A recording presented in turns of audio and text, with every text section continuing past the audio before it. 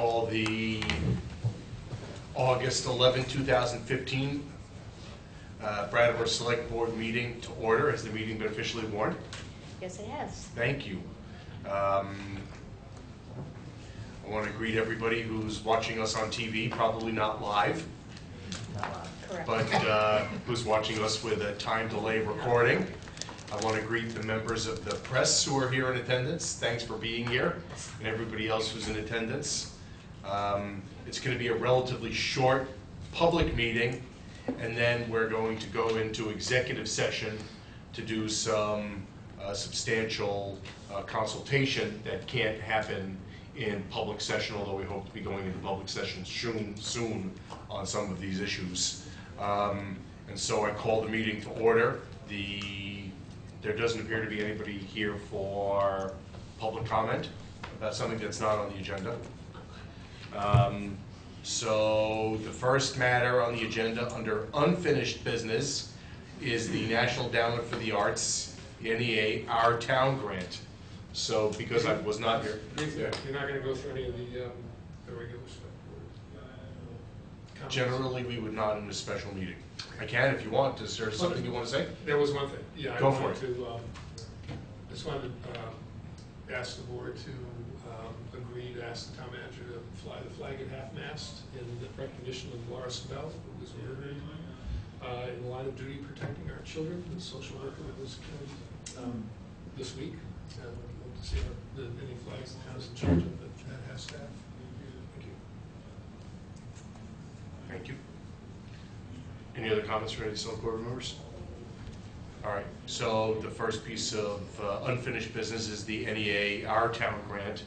And since I was not here last week, I'll ask either Kate, who chaired, or Peter, or both, just to summarize where we currently stand. I can give the Reader's Digest version. Yes, please. Do it. We didn't make any decisions at the last meeting. There was one, John. You're welcome. There was one proposal that had to be reviewed by the committee because it was inadvertently left off through an email exchange. So we didn't take any action. We waited for you folks to get back, and then I think Peter can give And the update. Since Sure. the meeting. Yep. And so the update is that last week the screening committee did meet one more time, did review the one additional proposal. After some extended discussion related to that proposal, decided by a 3-2 vote, actually, yes, by a 3-2 vote. There are 7 members of the committee. 2 members were not able to attend the meeting, so 5 were there. And by a 3-2 vote, they decided not to recommend that one additional proposal for your consideration for finalists. So the committee's recommendation remains the same. It's the 12 proposals that were in front of you last week. As set forth in the procedures for the grant, however, it is your decision as to whether to accept that slate as recommended by the committee, or whether to make any modifications in your determination as the select board about which proposals will move on to be finalists. That matter's right for your decision tonight. I know there is one person here who would like to speak to that before you discuss and decide. Can I inquire, just to make sure, since 2 of us were not here last week, the discussion at last week's meeting covered what? Basically, what Peter did was give us an outline of the process. You know, how many people had applied, how the special committee made their decisions, how thorough they were. So that was really the crux of the discussion, was the process that had gone into getting us where we got to get those 12. Great. And where we're going to go from, Right. going to go from there. That's right. You know, with the next committee that's Right. going to be. I'm sorry, John. No, go ahead. No. Yeah, and a slightly different schedule. So based both on the one additional week that we're taking at this stage of the process, and on some additional thought as to how the flow can proceed best in September to final decisions and moving on into implementation, we've adjusted the schedule approximately 3 weeks on the far end for the final decision that you would make. It would be in early October to make a final determination of which project or projects to proceed with to implementation. And then there would still be, based on the NEA's approval of our request for a 1-year extension, there should be plenty of time for implementation following that. Does anybody on the board want to speak to anything right now? I know that we have one of the proposers in attendance who wants to speak. Does anybody from the board want to speak before we open the floor to Ms. Lazar? The only thing I wanted to say was that, and we brought this out last week, or whatever our last meeting was, they're all a blur now, was that the decision is going to come down from the selection committee. Basically, the board is just going to take their recommendation. And I wanted to make that clear that we're not picking it. You know, we can if we wanted to, but I think we were trying to leave it up to the selection committee. Is that no? No, I don't know if we want to make a blanket. No, it's not a statement blanket about statement, results. but it's more of a, you know, a general statement that Right. we're taking the advice from the committee. Donna? What I would say is after listening to what was a very in-depth overview of how the screening committee did its work and feeling great respect and appreciation for their thoroughness, for the amount of thought they put into how they made their selection, I would be inclined as a select person to accept their recommendations. See, that's what I was trying to say.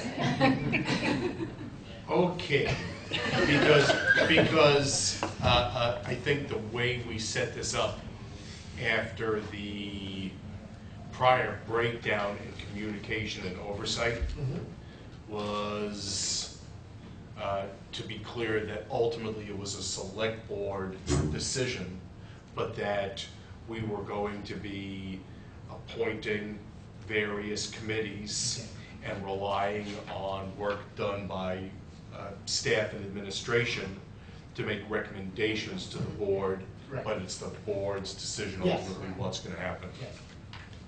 Thank you, Diana. I should just consult with you first. Anything else from anybody on the board right now? Got rid of our audience. Oh, they'll come and go maybe. Ms. Lazar, do you want to speak?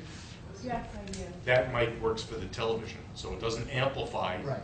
but it, I don't know that I can stand You right now. can- I'm you too can- emotional. put it down to sit You to. know, I, you Can say your hear me all name. right? Yes. Thank you for your time. Say your name. Deborah Lazar. Thank you.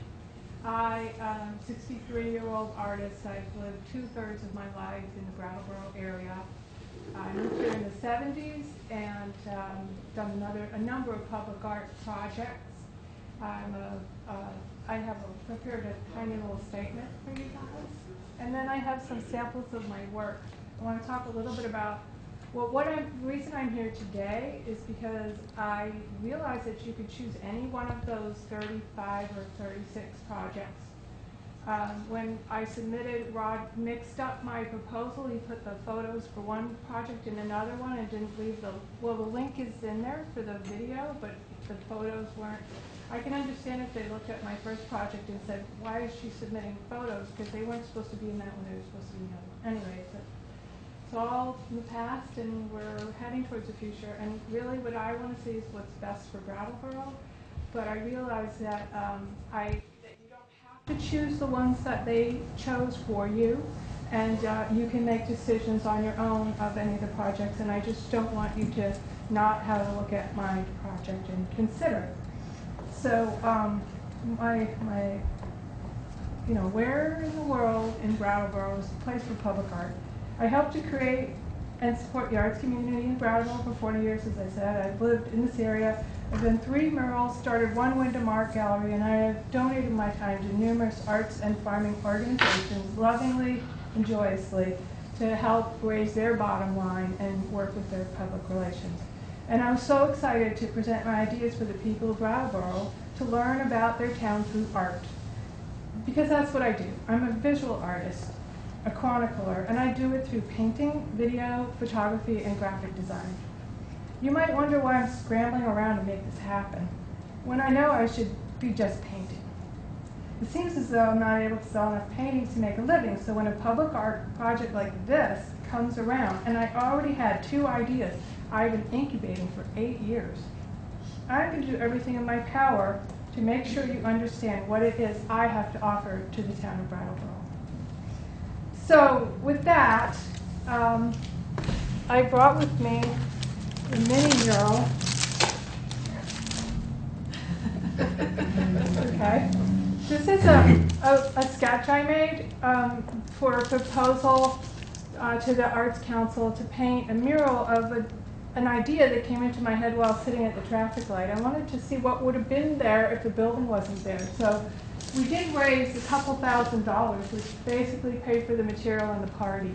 And we had a party in the alley. I don't know if any of you Facebook friends of mine, I posted a bunch of great memorabilia today up on Facebook about that.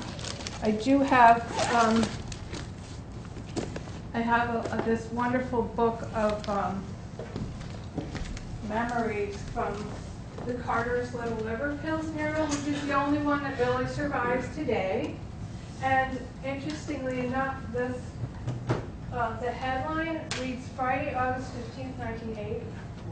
So almost exactly within 4 days of 35 years ago, that was part of a federal grant that fixed up Elliott Street.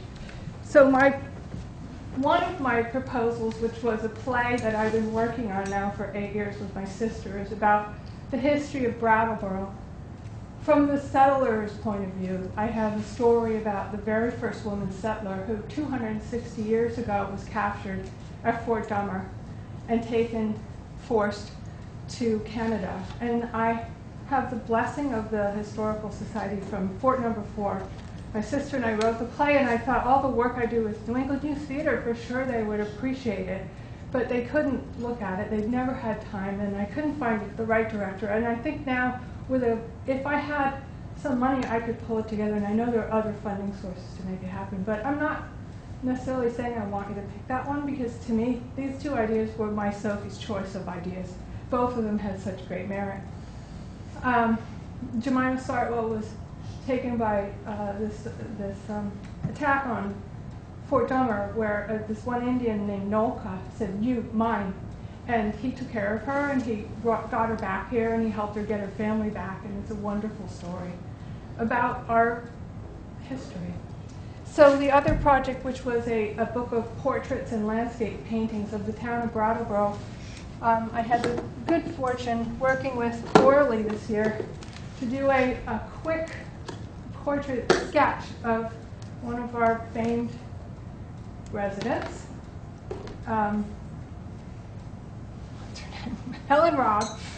Helen Robb. I just met her.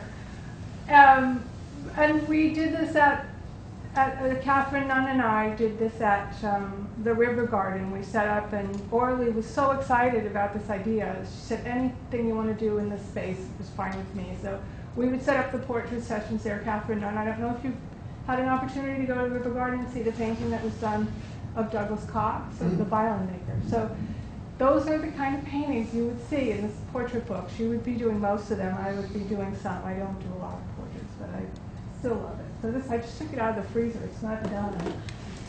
And just quickly, this is a quick little portrait I did of my daughter in a restaurant, local restaurant. You probably recognize the background. It's at Fireworks, Juliana.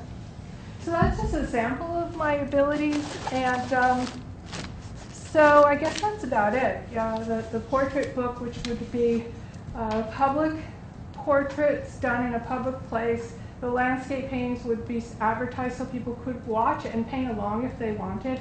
There'd be a big party at the end, which we did very successfully in the alley when we did the mural. And then it would be published into a book, which would be printed. And I know you have to own something, so you would own the book. I would like to own the paintings, and I would like to keep them in a collection so they could travel. This is our town, and send it to Alaska. So that's my idea for the public art project. And I'm sorry to say, I don't know if any of you know where this mural is today, but if you do, I'd like to know. It was taken down when the Paramount building burned in 1989 and taken to the museum for safekeeping. And when they needed to put in an addition, a kitchen, it got thrown out. Oh. Yeah. So that's... Now, I was contacted by Jim Giddings, after that, and he said, you know, I think we have something of yours. And it turned out the center panel, it was done on 3 pieces of marine plywood, so it would last for 25 years. The center panel was kicking around the museum. And he gave it to me, and I immediately gave it to the Historical Society. So that's what we have left of the mural. And this text, which was written by Richard, what's his name? He was a historian in town, I can't remember his name right. Michael Lynn? I should have had his name on it. Michael? Michael Lynn? It's from Hinsdale? No, Westminster. Well, he's. No, somebody else. He had a slideshow about Island Park and the river, and I videotaped him, and I made a 15-minute segment, which is on the link actually on my proposal. And I don't know if you know about Colin Flanagan. When the flood came through, he lived on the island and he had a bag of money, and he went out to his house to get that bag of money, and in the night the bridge went out, and so did he with his bag of money. So that's one of the little snippets of Bravo information that's on that video, and I apologize because it was, when I turn it into digital, it's very tiny, and it could stand to be remade. It's really just 15 minutes of incredible Bravo history. So I guess that's all I have to say. I love this town. I love living here. I'm sure you'll make the right choice for what's best for Brattleboro. I was so excited that maybe there was a chance I could use my talents for something that would really benefit the town. And when I didn't make it past the first round, I was like, this has to be a mistake. Anyway, so you'll make a decision about what you want, and thank you so much for your time. And I'd like to thank every organization that ever hired me or paid me to do anything artistic or to do anything as long as it's legal. And I was trying to just stay afloat here. Thank you, and good luck. Thanks, Deb. Oh, and I also have past, present, and future. This is a little painting that I did of the present. It's a little painting that I did of the hill by the Kiwanis shelter. And I always wanted to give it to the town. And I was going to just give it to them up there because I use your ice skating rink. Thank you so much. Well, that's where the skate park's going to be. Okay, so I want to offer this as a gift to the town. It's not actually attached, it's just taped on here right now, because I haven't found the right 6-inch frame. But this is my gift to the town, and thank you so much for having that beautiful ice skating rink there and get you enjoyed. Thank you. Thank you. So I will get it all framed and then maybe give it to you, give it Thank to you. Carol or Lot or the office or whatever. I just don't want it to get thrown away. Thank you. Thanks so much, Deb. And this is such a great place to live. It's just, I love it here. It's not bad. Yeah. We got everything. Once we got good bagels and pizza, you know? There you go. It took a while, all right? Yeah. And now burgers. Oh, All right, take me a minute to unpack and let you guys. So, any comments or suggestions from anybody on the board? Anytime you want to look at these scraps, let me know. Thank you. There's so much fun. If there's no further comments at this point, then it would be an appropriate time for a motion. Okay. That would be the way procedurally to proceed, in the absence of any comments from anybody. So you're looking for Con Flanagan and his bag. Yes, you have an administrative report. Thank you, Deb. All right, Deb.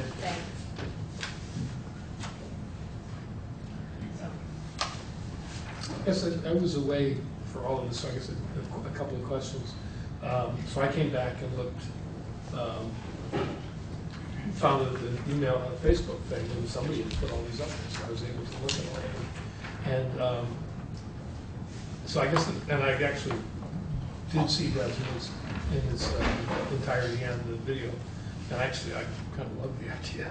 But so I guess my question is, did once that was when you arrived in, like got to sort of finish about this too. Once it was all together where it belonged, the committee got to look at it, and looked at it, gave it the same thought and care and consideration as the other, same criteria and everything else, and kept the list the same. Yes. Okay.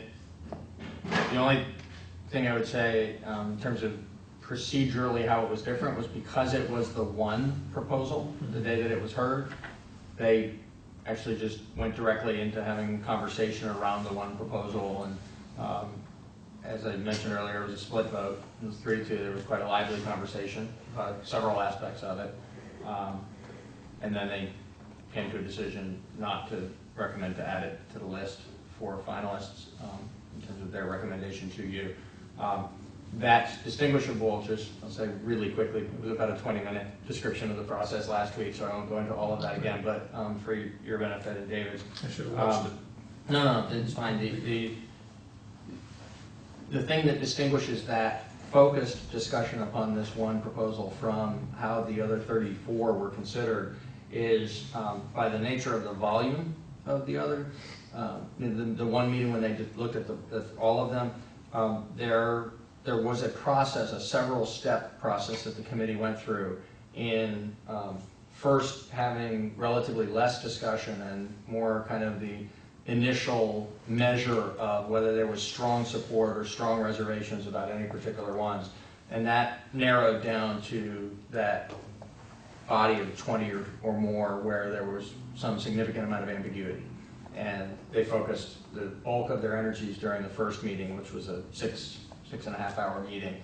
The bulk of the time was spent on the 20 or so out of the 34 where it wasn't clear, sort of based on their own individual opinions being aggregated together, it wasn't clear that there was strong support or strong reservations. And there were 7 people. And there were 7 people all in attendance at that first meeting. Yes. And they 6 hours. They reviewed very thoroughly the ones that they discussed and came to the recommendation of the 12. Then we discovered, unfortunately, that there had been this one that had been inadvertently overlooked, so we had the second meeting and they focused on just the one, and you know what happened. And it was 5 people. And that was 5 people at that meeting and a 3-2 vote. Well, that's enough for me to I don't know if I guess move to amend the motion to include Deb Lazar so that this selection committee can, as a whole, the entire, she can get the same broad vote. Because if one more person had been there and liked it, it would be here. Or 2, it would have been a 5-2 vote, completely different outcome, or 5-3. So I guess I'd like to add that and let the selection committee look at it with all the rest of them. Well, no one's made the motion yet, so we're still waiting for the motions. So if you want to make the motion and Okay. include her, that's I the move way that we procedurally to declare as go. finalists for public arts project funded through the Our Town grant, the proposals submitted by the following registrants listed with the addition of Deborah Lazar.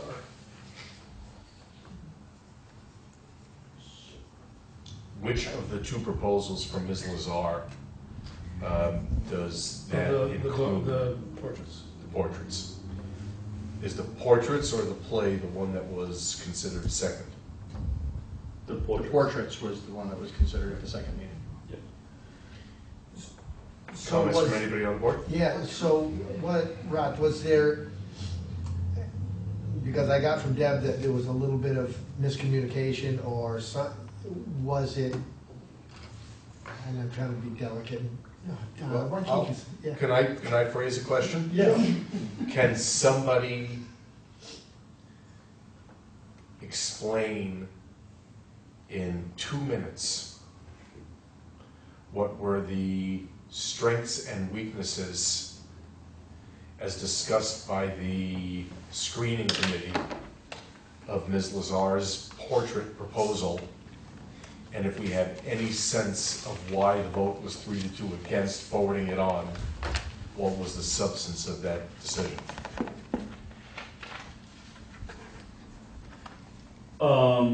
To summarize the concerns, there was some discussion about whether the project of doing the portraits and then turning it into a book was achievable given the budget.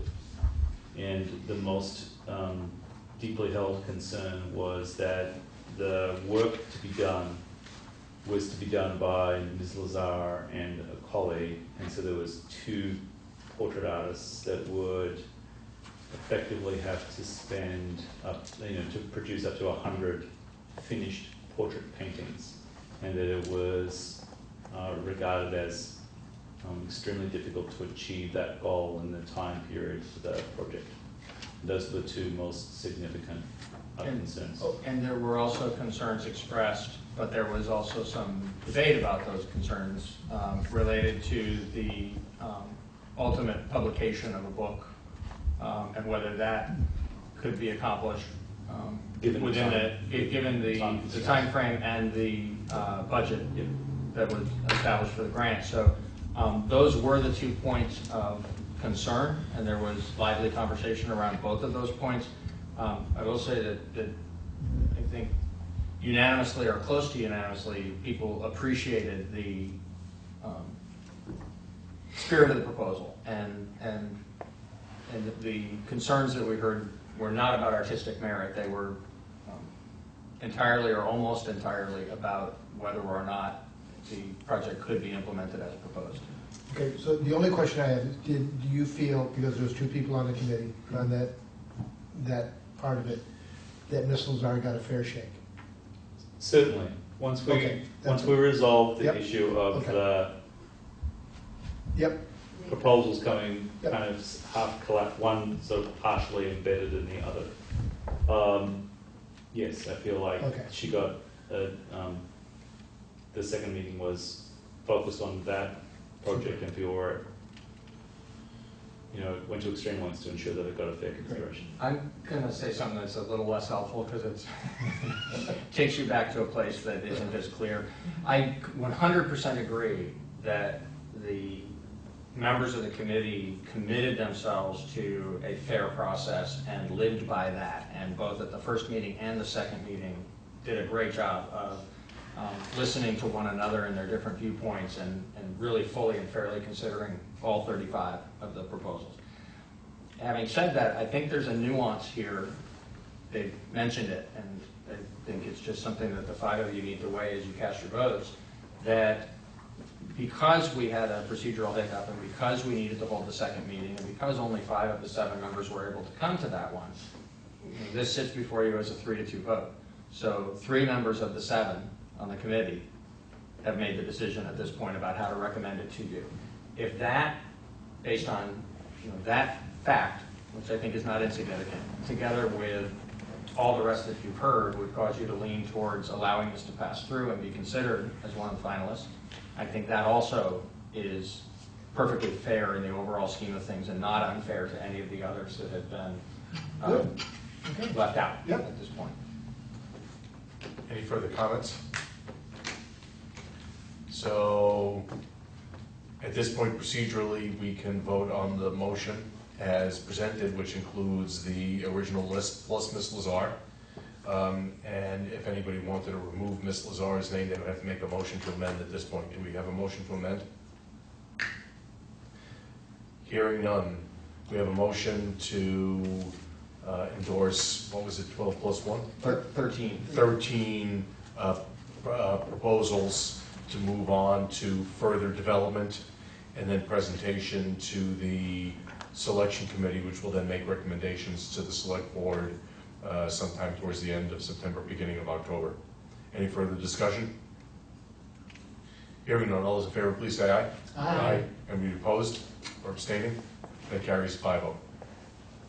I want to congratulate everybody who has had their proposal reviewed by the screening committee and forwarded on for further consideration after further development by the selection committee. And I also want to take this opportunity to thank everybody who has participated in this process thus far through participation in the screening committee and by submitting proposals and by even considering submission of proposals. I think this has really been a great step forward from where we stood in the spring where this process was near collapse, and we'll look forward to continuing to work on this going forward. The next matter on the agenda is the Green Street retaining wall. So, Peter, if you could give us history of where we stand at this time? Be happy to. Well, actually, I won't be happy to. I'll fulfill my duties. Bad news is part of what's on the plate from time That's to time. exactly right. From time to time it is. And I think we have a good way forward, even though we received some bad news. So the bids that came in, we received 3 of them for the Green Street retaining wall. You're well aware we did receive the $300,000 urgent needs grant from the state through the CDBG program. So we were really eager to get that project completed before snow flies this year. However, based on the time frame in which we found ourselves going out to bid, so we would have preferred to be out to bid earlier in the year, but for a variety of reasons, including the necessity of pulling together all the different funding pieces, we were out to bid in midsummer. There's a lot of work going on right now around us, and so the bidders are busy. And we got one bid that would have been a very favorable, very awardable bid in terms of its dollar amount, but it was so far below the others that we received, and the other 2 were not right near each other, but in the same ballpark, that we did some vetting to make sure that it was really an awardable bid, and it turned out it wasn't. The low bidder identified several aspects of the specifications that they felt they had misread, and upon reflection in the communication with the town's consulting engineers, they said, we would need to seek change orders to adjust the price upward to reflect the things that we missed in the bid. We didn't think that would be fair to the other bidders, and we couldn't award to either of the other 2 bidders based on the high prices that were submitted, which we don't think reflect the actual value of the job. We think they reflect the fact that the other bidders are very busy right now and would have to go to some extenuant, some extreme lengths to pull together the crews and the equipment necessary to build the job in our time frame. Therefore, the consulting engineers recommended and staff brought forward for your consideration agreement with that recommendation that we reject all bids and re-advertise on a slower time frame where we would publish our intent in September and hold in accordance with the schedule that's in your backup, and hold an informational meeting, allow plenty of time for the bidders to prepare their bids. It'll be the submission of the bids would be at the end of this period of time, this particular construction season when they've been busy, and well in advance. We'd be first in line looking ahead to next spring and next summer. So we hope to be positioned just right to get very favorable bids where they would be lining us up. Whoever would be the low bidder on this job would have one in hand as they look towards scheduling their work for next summer. I think it's a wise way forward. We think we're very likely to come in at the pricing of the job that we expected, and so it'd be in the town's best interest to reject all bids at this time. Mm-hmm. John, I can search out some stone. Yeah. Any comments or questions from anybody on the board? The one thing I would note is that I think there's been twice now where timing of our going out to bid seems to have impacted the prices that were quoted to us. One we awarded based upon the timing and availability of the funding, and that's a project that's unfolding as we speak, and getting an extension on that grant would not have been possible given the history. But I have spoken about with Peter trying to develop a process where we're going out to bid way earlier on significant projects so that we're looking far enough ahead so that we're not dealing with availability of labor as something that's driving up costs on projects. And Peter also thought that that was a good idea, and so we'll start moving towards that sort of approach to bidding out projects. Well, it's a much more, it's favorable for us to do that, Right. So yes. Taking a long-term I view. totally agree. Right. But some of the things, we can't help.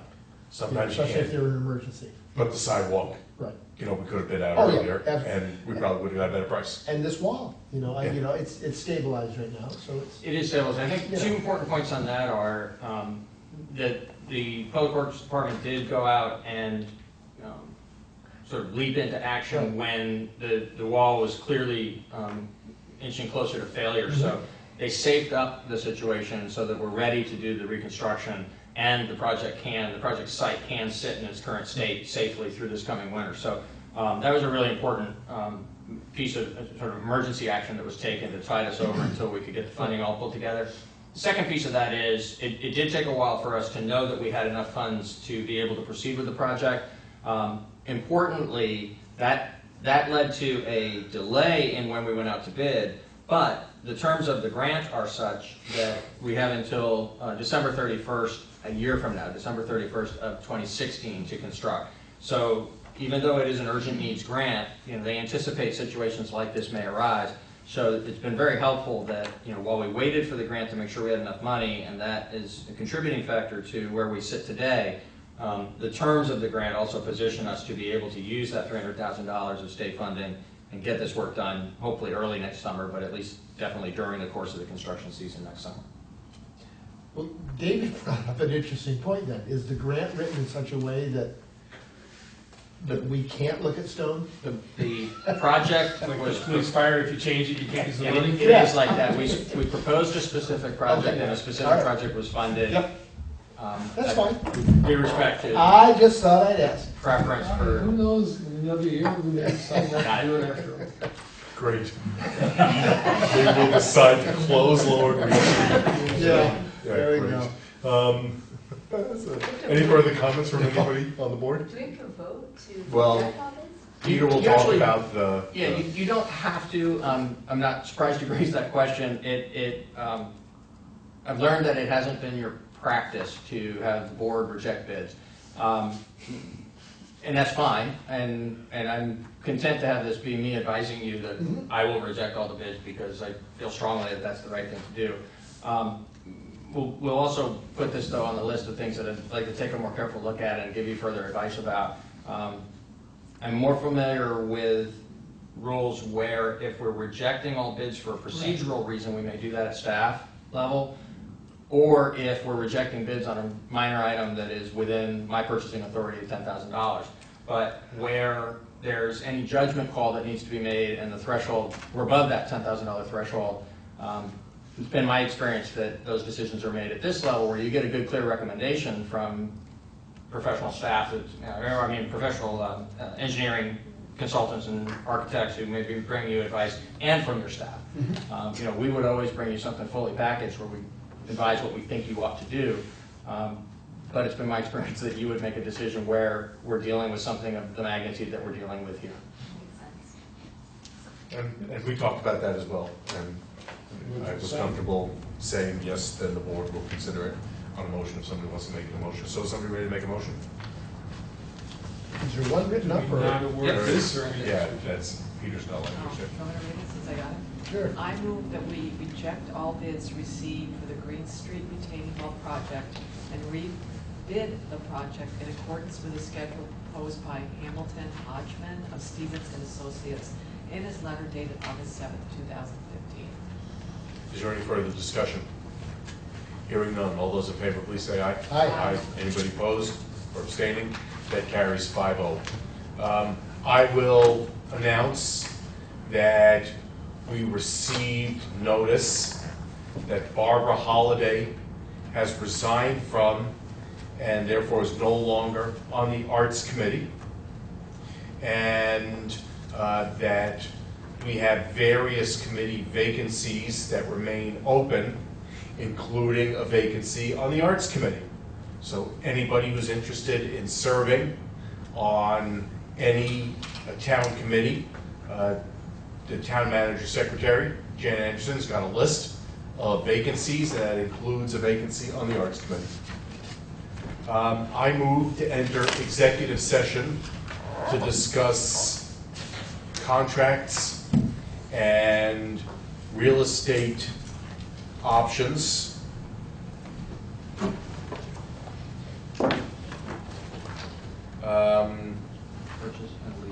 Purchase and lease options. Hold on a second, I'm sorry. Contracts, negotiating or securing of real estate purchase or lease options, and appointments. where premature general public knowledge would clearly place the select board, the town, and people involved at a substantial disadvantage. And at various stages of the executive session, we will invite in Peter Elwell, Patrick Moreland, Rod Francis, Mike Fitzgerald, Mark Carrigan, Mike Ducassi, Peter Lynch, Russell Rice, Steve Horton, and Ray Giolito. Is there any questions, comments? Hearing none, all those in favor, please say aye. Aye. Aye. Any opposed or abstaining? That carries 5-0. I'll let everybody know at the conclusion of the recorded televised portion that there will be no decisions made during executive session on matters that require public decision, and that we won't be making any decisions or taking any votes except to adjourn after we re-enter public session after rising from executive session. I want to thank everybody who's been watching this meeting. I want to thank the members of the press who've been here to cover us and who participated in making this publicly available. Thank you very much. We're going to be going into